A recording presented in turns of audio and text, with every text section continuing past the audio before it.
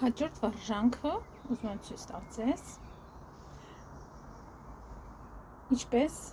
վերցնել էներգիա տիեզերքից կամ օդից։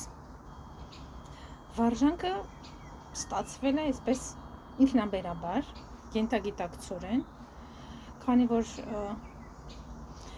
այս հատվածն էր, աջ կողմս էր վնասվել, լիմֆարի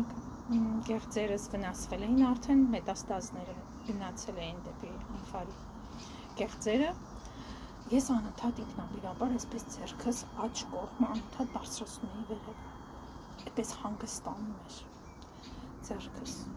Մի օր ես զգացի ինչ-որ էներգիաների հոսք ձեռքիս մեջ, ու այսպես ծագեց այս միտքը։ Միգուցե կան այսպիսի նմանատիպ վարժանքներ, հաստատ կլինեն, որովհետև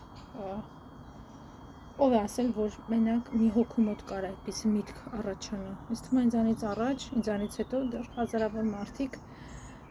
կզգան ինչպես գտնել էներգիաները,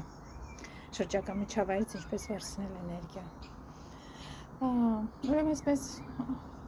ձեռքի ափը այսպես պահում ենք, կարծես թաս ենք բռնել մեր ձեռքի մեջ, լավ այսպես ձգում ենք դեպի վերև, այսպես կանգնում ենք, որ դուք էլ լավ տեսնեք, այսպես ձգում ենք ձախ ափը դեպի ներքև, այսպես պահում ենք թասակը, լավ ձգում ենք դեպի վերև, շնչում ենք գիտակցված, այսպես այնքան ենք պահում մեր ձեռքը, մինչև զգանք այդ էներգիայի հոսքը, այսպես մեր մոտերի արանքով, այսպես լցվում է մեր ձեռքի մեջ,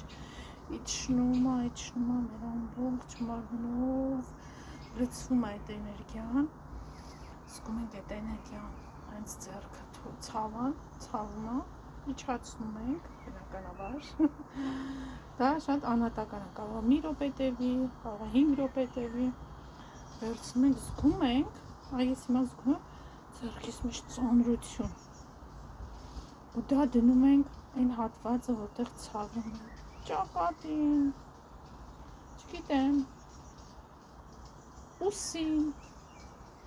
մի ուրիշ հատված, ոտքին, որտեղ որ ցավ ունեք, կարող եք նաև ուղարկել ինչ-որ մեկի, բայց գիտակցված, հրաման տալով այս էներգիան ուղարկում եմ ինչ-որ մեկին, աշխատում է, կարևորը միտքն է, ճիշտ ենք հարցադրումները անում, հարցադրումը պետք է լինի, կամ հրահանգը, պետք է լինի շատ կարճ, 3-4 բառից կազմված, հստակ, պետք է արտասանվի հստակ, որպեսզի հրամանը ընդունվի ու կատարվի, երբ որ ճիշտ եք ձևակերպում հրահանգը, արդյունքը սպասածին չի տալիս, փորձեք այս տարբերակը ևս։